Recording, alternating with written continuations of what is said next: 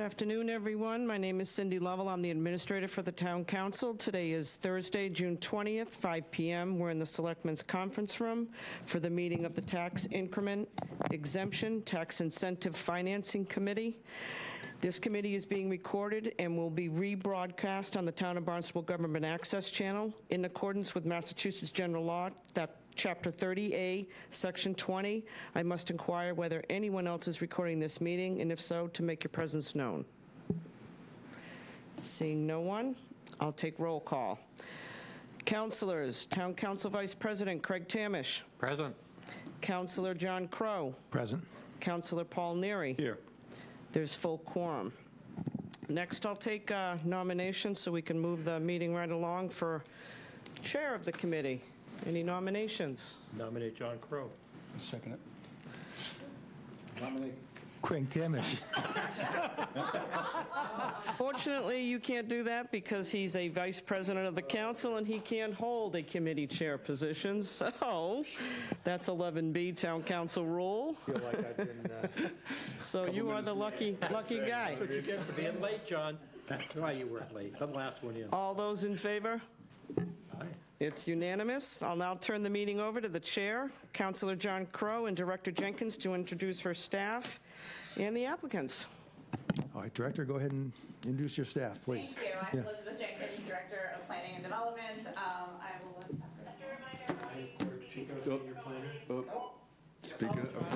Sorry. They'll talk to you if there's an issue. That's Channel 18. Okay. Sorry, we'll try again. I'm Elizabeth Jenkins, Director of Planning and Development.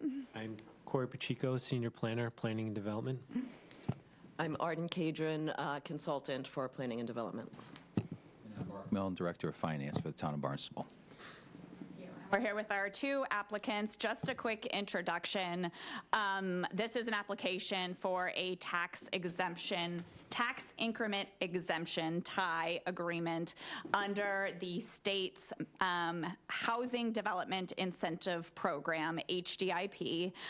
It is a program that is offered by the Commonwealth of Massachusetts. It's Mass General Law, Chapter 40B, available to gateway cities across Massachusetts, of which we are one, intended to spur residential growth, expand diversity of housing stock, support economic development, and promote neighborhood stabilization. It is a program which allows for locally negotiated real estate property tax increment exemptions between developers and the town.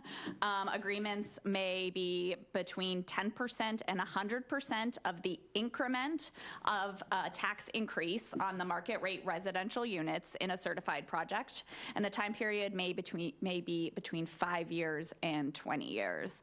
I think the town of Barnstable has entered into four or five tax increment exemptions, tie agreements prior to this. The former committee that sat before you did put together evaluation criteria, of which I distributed to you in terms of how they would look at projects. And today we asked this committee to look at their proposal being made by the applicants, and certainly staff's available if you want us to review the memo or the staff analysis that we provided or answer any questions. So with that, I will turn it over to Tim and Brad. Okay, thank you, Elizabeth. Brad Sprinkle, Tim Tellman. I'm not sure if, you guys did a terrific overview on our project, but I'll speak for myself and then let Brad talk for a few moments. I've been in town for a long time. The recent project that another partner and myself completed is residence at 850 across from the middle school. And in that project, the structure of it looks exactly like this. So I'm one of those tie applicants, the recipients of that. And the way I came about to know this particular alternative was going for HDIP. I cannot get the HDIP tax credit without the tie. And given that project was a tough project to get done, just where the world is, today the world's in a much different place with interest rates and cost of construction. So, but my background, I'm on the financial end, Brad's on the construction end. The previous project, same thing, I was on the financial end. I was the founder of Bank of Cape Cod years ago, and the CEO there for 10 years, and then moved into this realm. So I understand this process as well as anyone could. You learn something every day. Certainly with the affordable world, you learn all kinds of things you never knew you had to know, but this process, as well as the HDIP process, and again, trying to structure a project like this to make it, to make sense, make it work, but there's, different layers between the TIE, the HDIP, CPA funds or Barnstable Housing Trust, and bank debt and personal equity. So again, I have a fair amount. I understand this. I was successful in one already. I'm highly confident we can be successful with the community coming together to assist in getting this project off the ground. So I'll let you. Thank you. Brad Sprinkle.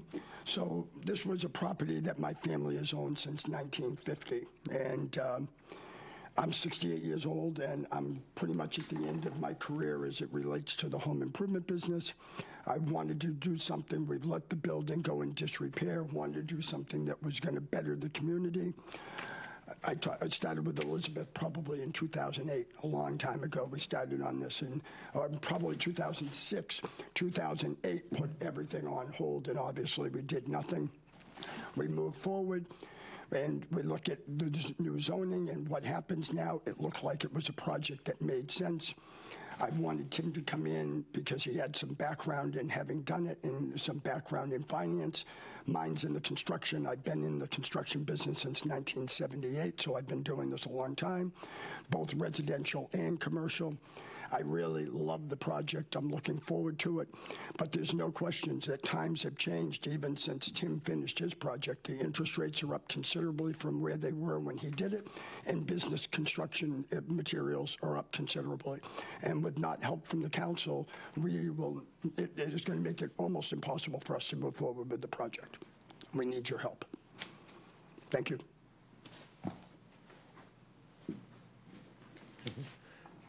Go ahead. Just Paul some Neary. questions. And thank you very much. My name's Paul Neary. Curious, obviously that stretch of... Can you get closer to the microphone, Oh, please? sorry. Yep. That stretch of property is certainly in need of a little cleaning up, shining up. Maybe, Tim, you could answer this. The last project that you did, we were just kind of perusing the numbers here, and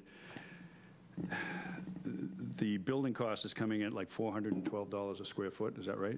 I mean, it's over $400 a square foot now to Everything build. in, yes. Was your past project, was that similar in terms of cost on the finished project, or do you know what that?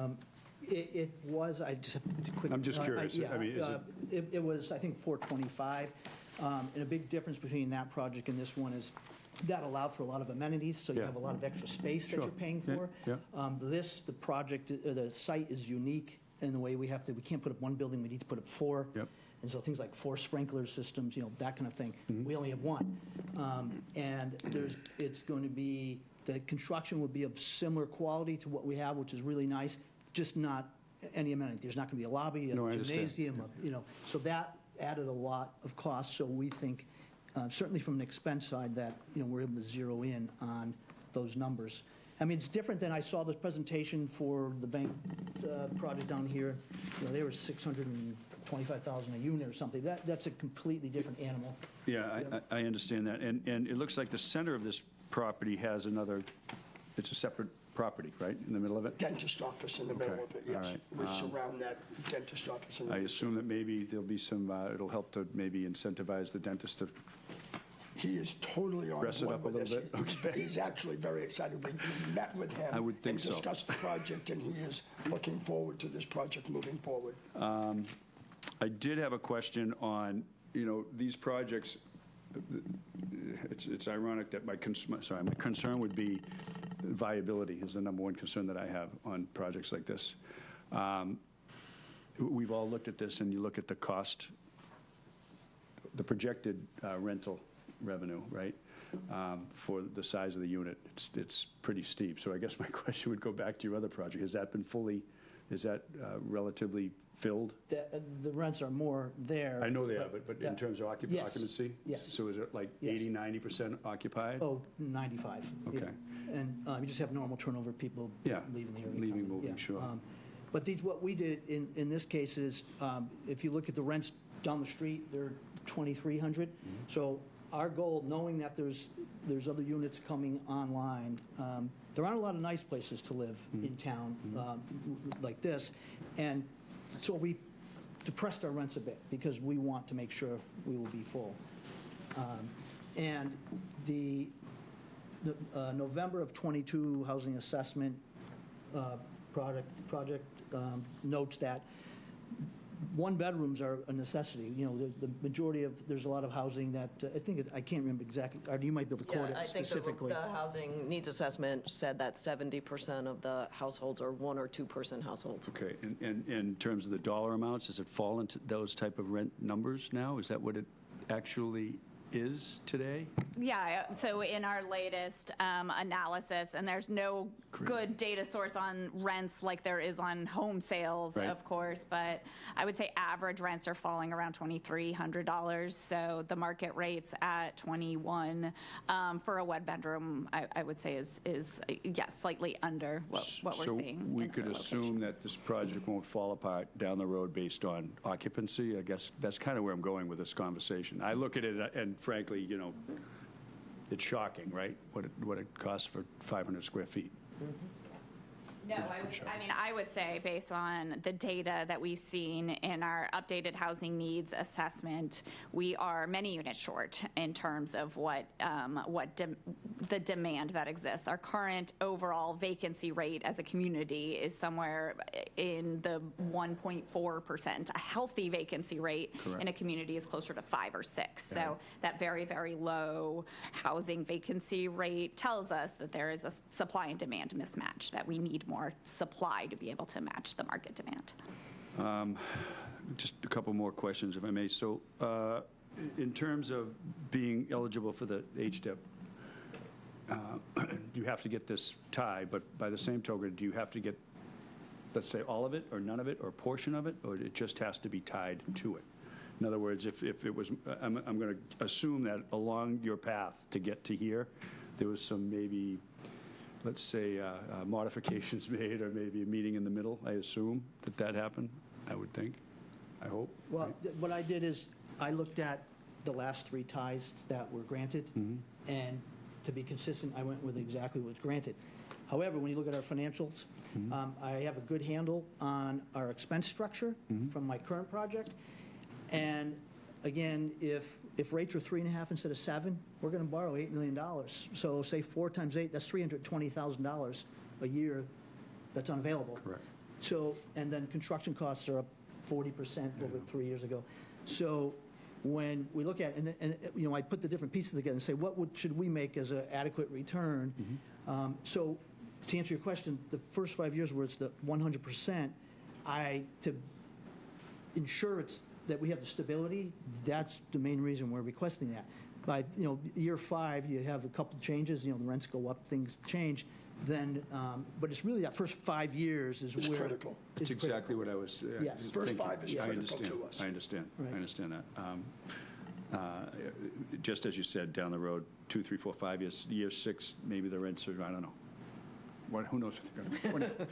$7,000 a month. I don't know what it is. But you do ask yeah. yourselves, like, how high could these things go? And the same thing on commercial properties. Yeah. You know, people are paying $22 a foot and saying, okay, how is it ever going to be 30? Right. It's only going to go so high. And because the expenses go up, so you're going to get us either going to have to pay more in expenses and have a lower rent, or less expense, but the expenses keep going up. I understand. And the other, you know, and we are signing personally on, you know, $8 million in debt. So to your point about, you know, the viability of the project, we have a high, you know, probability in our minds that we're going to make this successful, because the other thing is our name is on it, kind of like 850. It's like everybody knows I did that. Yeah. You know, I live in town. Yeah. You know, so it's important that we put a nice product out there and that it's viable. And as you know, I understand that maybe the town will be doing the road over at some point as the gateway to, you know, the waterfront. And so it's, if you've seen the renderings, you know, we're doing it within the new zoning that's come out, and it should be a very nice looking Right. product as well. 3 stories? Yes. Yep, yes. 3 stories. And we could go 4, but we chose not to. We understand. thought it would look odd. Yep. Not only did we keep it at 3, we dormered the 3rd floor to keep that ridge height lower than we would have had to had we gone full 3 stories and then put the gable roof on above it. Yeah, I saw that, and it looks like you've got enough parking in that whole bit. We do. of the plan. That's pretty much what I had. You mentioned you had put your exemptions at the same as 3 previous projects. Are those the ones, Elizabeth, from last September or October? I watched that video earlier, and I mean, is this standard, pretty much the standard type of exemptions? So to answer your question and also to Councilor Neary's prior question, yes. So the town entered into agreements for 3 smaller scale market rate redevelopment project. I shouldn't say redevelopment, infill projects early this year. So yes, in order to be eligible, and I apologize for not speaking to this earlier, in order to be eligible for the state HDIP tax credits, one has to have a local tie agreement. It's sort of a gateway to entry. Yes, I mean, this gradual, so we have not negotiated at all with the applicant, but this sort of gradual approach, the 185-55, is a result of tie agreements that have been negotiated by other committees. I think our first few applications that we came in were for, 100% for 20 years. So, this is, I think, the result of negotiations that have happened by previous subcommittees and have been approved by council. Okay, question for Mark. Mark, on this sheet here, which I think you actually have in front of you there, the tie incremental assessed valuation remains the same over 20 years. That does not get adjusted for inflation or its assessed value? It stays the same or what?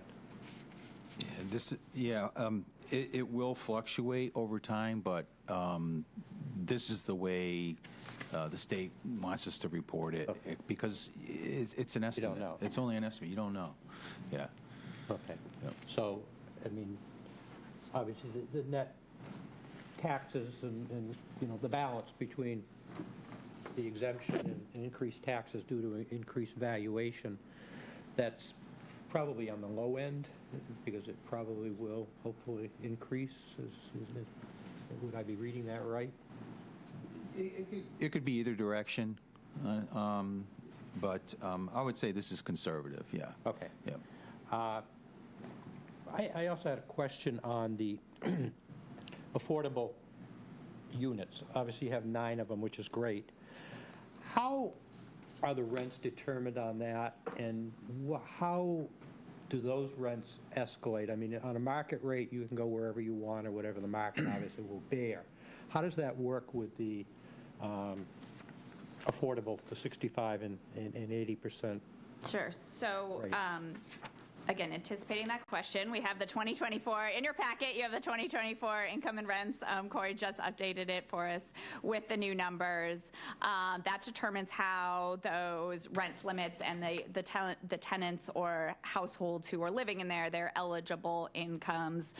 These are set by the federal government, by HUD, Okay.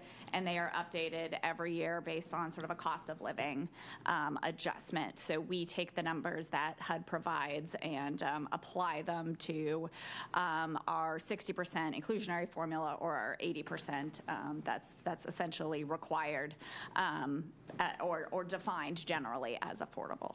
Okay. And how is all of that verified, for example, that there are 9 units? They're obviously deeded in perpetuity for affordability, but not that I'm saying anybody would do anything nefarious, but how do you maintain that balance, or you know that balance is maintained, is maybe a better question. Yeah. Well, in the deed restriction, there's always a monitoring agent identified in the deed restriction, and the monitoring agent collects information from the owners each year. So they get a list of the units and who's living there and what the rents are. They Okay. do need to ask permission to raise the rents. The owners are usually pretty in tune with when HUD releases the new data, and they'll ask permission to increase the rents and From the town from the and town and from the EOHLC. monitoring Yeah. agent, and we'll make sure that they're not asking for more than is allowed by formula. So there's an internal monitoring process, and then there's a monitoring agent that they'll be responsible for engaging, and it'll be in the deed restriction. In our current case, we use Barnstable Housing Authority, which I would imagine, you sign a monitoring agreement that states explicitly who will do what. That's executed by Mark Ells, and it was. And so we're coming up on that first anniversary. Yeah, I think August is probably when the first. For 850? Yes, so we'll understand that better, but so it's a 4-page agreement, but they have to recertify everyone, but those units, everyone, in the different agencies, they know that we have 10 units Okay. there. And it's, as Elizabeth said, it's deed restricted into perpetuity. Now, And then how- there's an annual reporting requirement on the tie agreement back to the town as Okay. well. And how many parking spaces? 47? Do we have 45? I think because of the trash containers, we. When we looked at this, it's an odd-shaped parcel, there's 4 pieces that come together, and we try to put the biggest boxes on that we can to try to get them as large, but that was to get the adequate, appropriate parking numbers and to make the financials work so we could get bank financing. That's where we came out with this, 45 units and 45 parking spots. Interestingly, our project, we have 53 units and 87 parking spots, and it's 95% occupied, but it looks like it's half full all the time. Some of these people over there. Parking is just one of my bugaboos. It really is. And hopefully it'll work for you. Now, if I may, Go ahead, Paul. who owns the land currently? Is that, so you own the land, so that is, let's call it, that's your equity. It is. The equity in the project is actually the land that you own, and it's obviously assessed, I assume, at somewhere around this number, I assume. Yes, around there? 4 parcels Yeah. involved are currently assessed at $858,000. So well, anyways, it's, there is some equity in there, but the equity, I guess, in that regard would be closer to, I don't know, 7 or 8%. The ultimate, I think, concern would be to make sure that it's viable, A. On another thought, when these properties get stretched out over this long a period of time, with some hope it will be a nice return on investment, because I don't think people invest in things unless you have a return on your risk that you're putting out there. But I'm always thinking of, the long-term end of things, where, like this project, there's absolutely no doubt in my mind that you need to have a tax incentive going into these projects. I guess my question would be, is there room to move on the back end of it in terms of lower percentages of tax benefit? I've got to assume that the rates will be going up over time, that type of thing. I'm not trying to restructure this, but the other projects that you did were smaller scale projects in terms of number of units, weren't they, on the ties, or not? This is a bigger. No, not mine. Bigger? Mine Okay. was the 53 unit. Okay. And it was structured exactly the same way as this one? That one was 85, 60, 50. But it's probably, I don't know if it was the first one to come through the gate, and then since then, everyone. second. Probably the second. But again, I just, I don't want to look for anything outside the boundaries of what is in precedent. I get it. Yeah. I get it. I get it.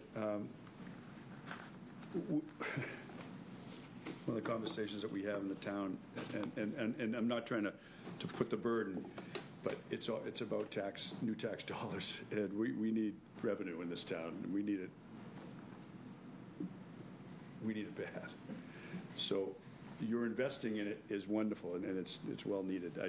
I look at the back end of these deals 20 years out, and I look at, based on current valuations, which are sure to go up, I would think, we're looking at $41,000 a year worth of tax money that's not coming in. So again, it's just a conversation that when I look at these things, I think that if there's any room on those, on the back end of these things. Back end 20 years is a meaning long time. I mean, 11. I'm going to be dead, so it doesn't matter. You're saying 11 through 20? 11 through 20 is the time? Yeah, I mean, What it's are a you long time. suggesting?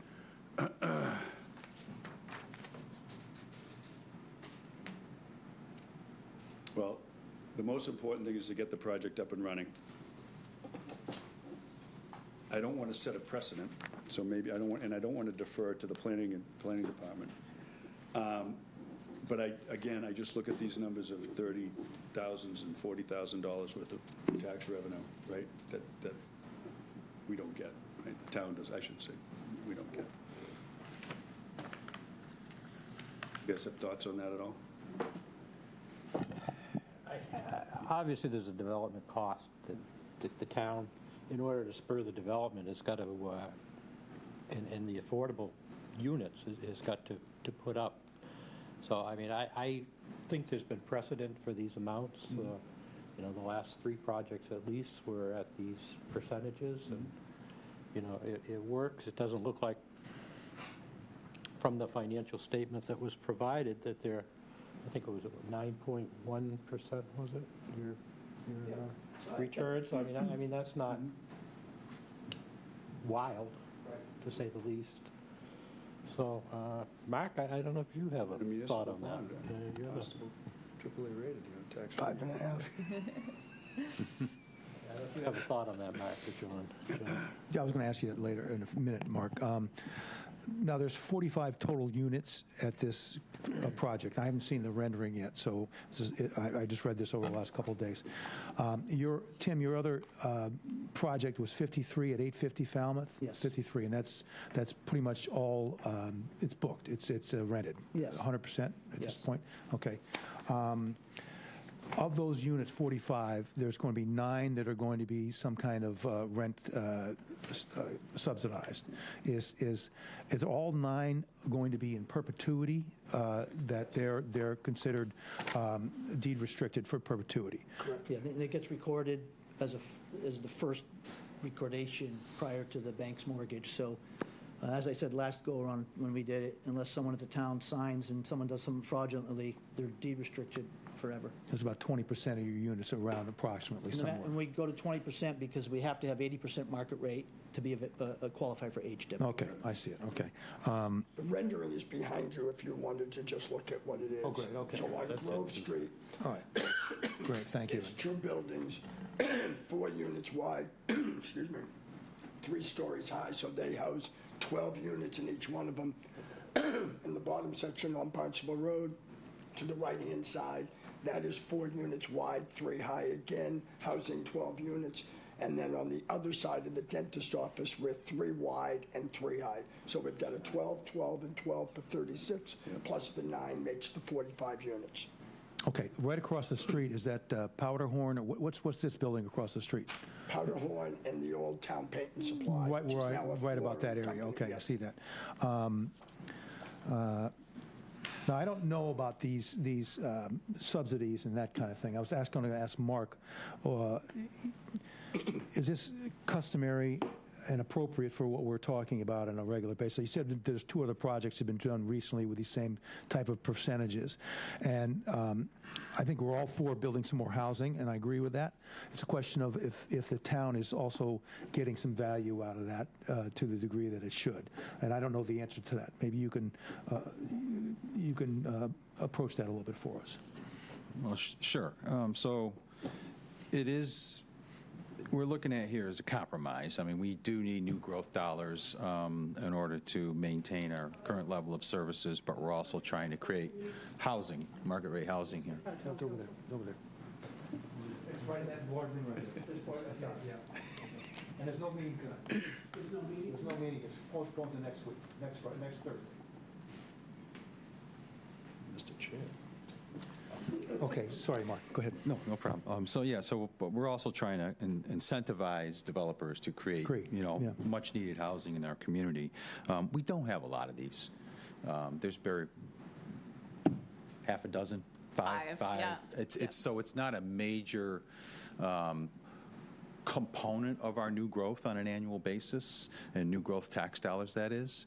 So when we get one of these before us, we are providing some incentive to develop a piece of property that could use redevelopment, right? I mean, definitely that area of town could use an investment like this.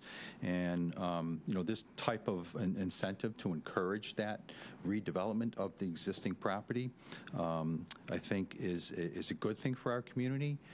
And what happens with the structure of this is that we do recognize those new growth dollars, but it takes us a period of time to recognize them. Instead of getting them all in 1 year when the project's completed, we're going to recognize that new growth over a 20-year period. So we do eventually get it, but not all at once. You're satisfied with the percentages that we're talking about here? It's consistent with what we have been, what the previous councils have awarded on other projects. Yeah, well, I understand it's very hard to get these projects built because of you're actually giving away some of what you're developing at a lower price than what you'd be charging for that, and that made your bottom line. You said your percentage return is 9.1% on this project? Yeah, And it's not, I don't know the exact number, but you said 9. I believe that's what It's not a lot, but you hope for over time that it's going to grow. and the values will You increase could put it in NVIDIA and make 3% a day. That's what that's going up. until it doesn't. But you say, well, why don't you do that? Well, you can do a lot of things. This is fun to do. I love the other project we did. It serves a need in the town. It's going to improve a blighted property. Hopefully, the road's going to be done sometime. And when I'm, people will say Tim Tellman did that someday. When I'm gone. And it works, but it only works if we kind of get all the components. And the same thing on our last project. And now you talk about the viability of it. I don't want to have to. I'm personally on the hook for $8 million, and so I got to make sure this works. Just a couple of other things, too. We're taking a wide curb cut. My property just backs right out onto Barnstable Road. They've wanted to block it off for years, but it was the only parking we had, and we fought that, and obviously we kept it. We're going to be blocking that all off now. We're going to be putting in a nice sidewalk going along there. We're treeing that area. We're beautifying that side. We're coming on Grove Street. They have an undersized water line. We're bringing in a more substantial water line for everyone who lives on Grove Street is now going to benefit from the extension of that water line and bringing up that service. So there are other components other than the financial that we're doing. And we think that this is going to be a better neighborhood as a result of what we're doing here. Thank you, Ray. Those are good points. And if I can just add, they're also hopefully going to be bringing $2 million of state subsidy funds into the community. What do you usually return on a project, an average return, when you build a project? What do you price in? Well, I've only done one other one like this, but in a much bigger. Yeah. So this is 9.1%. I understand it's close to 15 to 18%, somewhere in there, Yeah, an usual it's- construction project. Is that true? Those days are gone right now. Yeah. And that's why I watch what's going on around town. This is, I'm confident we can get this done. I wouldn't be here but we got to get the pieces together, and we got to be diligent, and we got to pay attention. But as I say, I see the other projects, unless people are getting HDIP money, if we weren't getting HDIP money, or even the HDIP helps with the construction of it because you get the tax credit, which you monetize. This helps with the annual expenses of it. But if you see, even, out of the gate with the expenses, and like I said, I have a good handle on those because of my current project, but, I'm concerned about what we can finance. And again, I look at these programs, as Mark indicated, it's to, help investment, and they're there for a reason. And I think for a very good reason, because it's virtually impossible to get these things done without them. So, to answer your question, it would be great to have 100%. But you know what?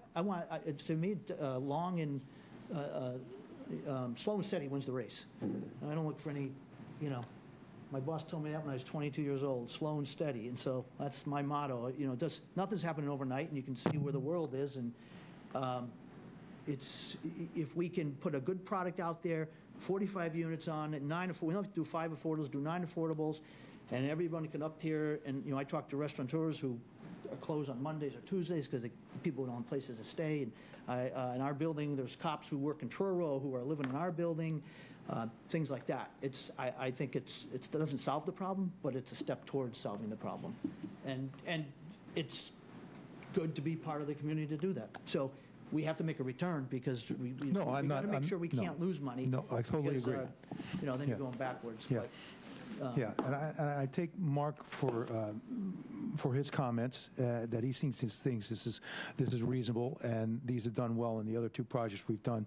So I think, well, it looks to be a reasonable request.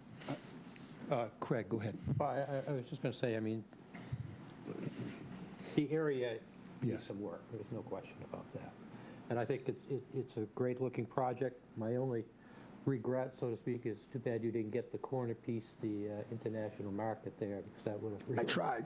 really, I did that would try. have really helped the. Even though it didn't help me much because there's not much land to it there, I did try to acquire it, and it wasn't reasonable. Yeah. Enough said, it just wasn't reasonable. They knew you wanted it. Right? Exactly. All right.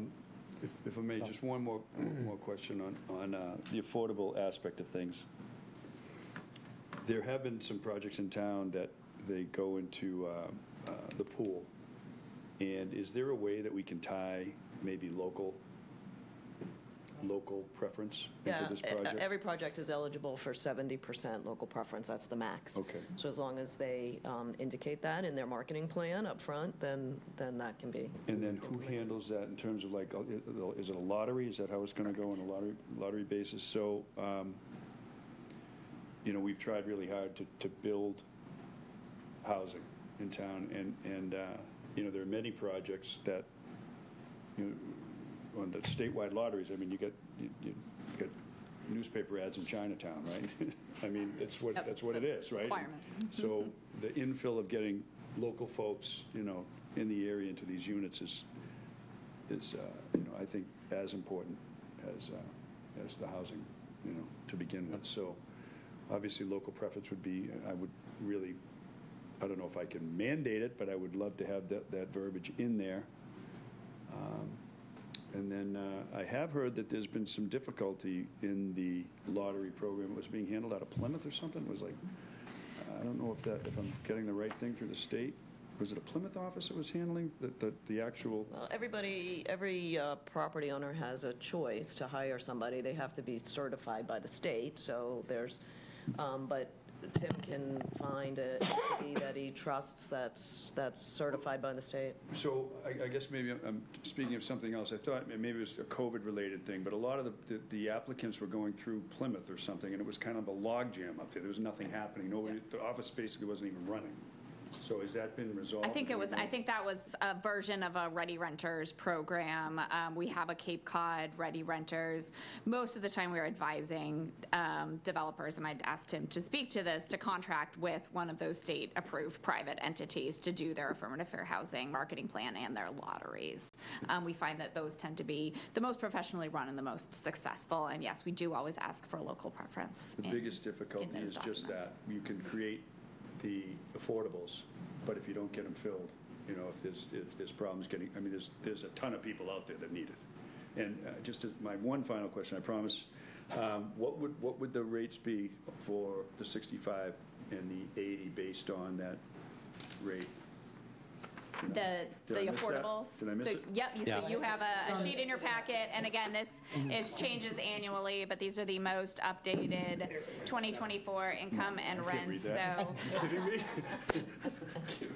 So this project is exclusively one bedrooms, so you can see the rent limit there. In 1956, is that right? And so the No, rent sorry, no, limit, yeah, yes, so the 46 and 1283. 56. No, so the rent limits on a one-bedroom, inclusive of utilities, for the units at 65 would be $1,646, and the units at 80% would be $1,956. Okay. Correct. Can I ask you, both Liz and Arden, the 70% is the highest you can get for local, and that's obviously a state comes with the funds and that kind of thing. Are these units available for housing vouchers and that kind of thing, or these are actually going to be people, this is workforce housing versus You could accept a voucher as well. We have a so- lot of vouchers in our current building. You do? Yeah. Okay. Do you resell these at the end? I'm sorry, do you resell these at the end? Can you resell these, not the affordables, I'm just talking about maybe condoize They're this thing down the apartments. road? Right. So is, whether it be at the end of 10 years, 20 years, whatever, can these be converted into condos, I guess is what I'm asking? I have no idea. That's not I don't something know. we've been looking You never into. looked at it? Nope.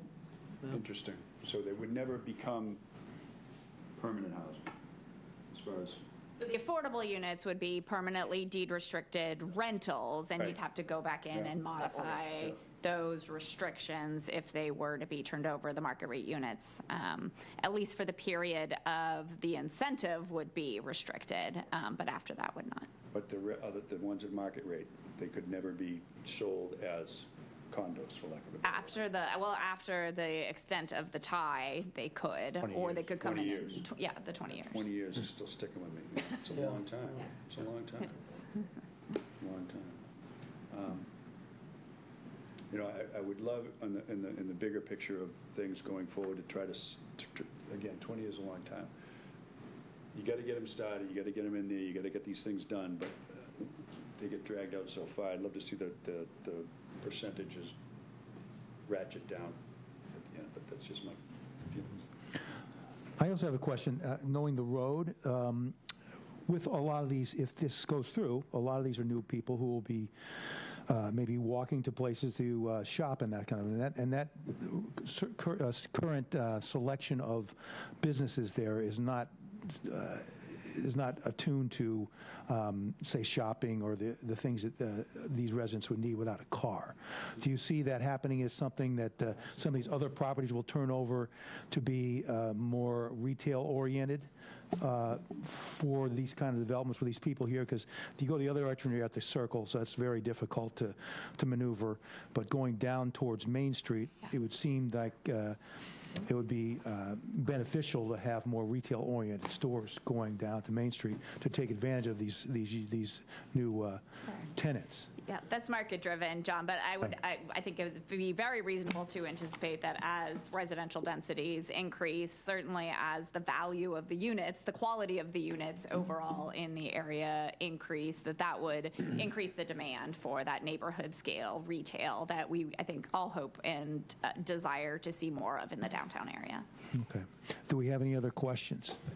Okay. I would just like to second Councilor Neary's local preference request. I think that's critical. I have employees that are, struggling, paying for motels by the day to live. I would also agree with that. If we could, well, it's a state mandate, but it'd be sort of nice if it was 100%. Because we're dealing with housing here for the people who live here, and other towns do the same thing, other municipalities do the same thing. So it seemed like if we're making the effort to do that, it'd be a higher percentage. I'm just going to share with you my thoughts about local preference. I have mixed feelings about it because housing is so hard to find. A lot of people who used to live here and want to live here can't live here right now, and then that would make them not eligible for the local preference because they're not a current resident.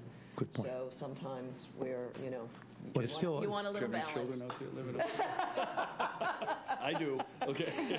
Yeah, I mean, even if they live over the line, even if they went to Yarmouth, now they're not allowed in the local preference. Right. But the local preference is sort of like a region of the No. of the state. No, I'm talking about the lottery for the ones that are not local preference. The 30. Where does that list come from? It's everybody who applies. In whatever city or town in the Commonwealth of Massachusetts. You can't do it by region, it can't be Cape Cod, it has to So be. the way we typically write our local preference is for first residents, then those who are employed or attend school in Barnstable. Okay. I think was that done at the one by BJ's there, was that done at? Yep. It was. Yeah, we tend to ask for local preference for all our projects. Okay. At this point, are we asking to vote on this tonight? This So- afternoon? That would be certainly up to the committee, but if you feel like you are ready, correct, the vote would be to support the application at the levels permitted and make that recommendation to the full council. I'd ask the fellow councilors, are they satisfied with what they've heard at this point, or? Yep, I am. Sure. I'd like to make a motion that the application as submitted be referred to the council for For a action. vote. I second that. Yep. All those in favor? Aye. It's unanimous. Congratulations, gentlemen. Thank you very much. Good luck with the project. Yep. Thank you. Can I just ask what happens from here? Who knows? Remember, Tim? Send that back. You have one in there, John. They'll either say we were crazy or The full council. Yeah, could be Yeah, first. well, 2 reads, right? 2 reads before the full. So we will provide a draft agreement. We'll copy this into a draft agreement, tie agreement, and then we will provide that to the full council along with the order and rationale to read. So we're probably looking at the July meeting for the first read, the August meeting for the second read. And will they, at the second read is where they will vote? Correct. And then the town manager then executes the agreement and you're off to the races. First read, you said July 11th? Is that- We have one council meeting in July, one in July 18th. August. The 18th. The 18th is the next July meeting. Okay. I think it's August 20th. Yeah, that'll, it's just a, it won't be voted on, so it's, they won't even do a presentation generally, right? for that. We won't have a rationale for it, most likely. It'll just be, And then the state's Refer. going to ask for a certified copy of that vote to know that it's Well, they're going to actually been allow me, approved. HDIP will allow me to submit the application on July 11th, knowing that the first read is going to be in play. Yeah, the HDIP process has a deadline for that application, so that's why he's anxious Got to it. move this along. When is that deadline, Arden? They expect it by July 11th, but Right, so I can submit the application, they have certain windows where you can submit the applications, and they're allowing me to put my preliminary and final application on July 11th, knowing that the first read, let them know that now, knowing that the first read will be on the 18th? 18th. Yes. we'll send them an agenda. Yep. No. Thank you. Thank you all. Thank you. very welcome. Finished, you want to call for a motion to adjourn? Yes. So moved. Second. Favor? Thank you very much. Adjourn?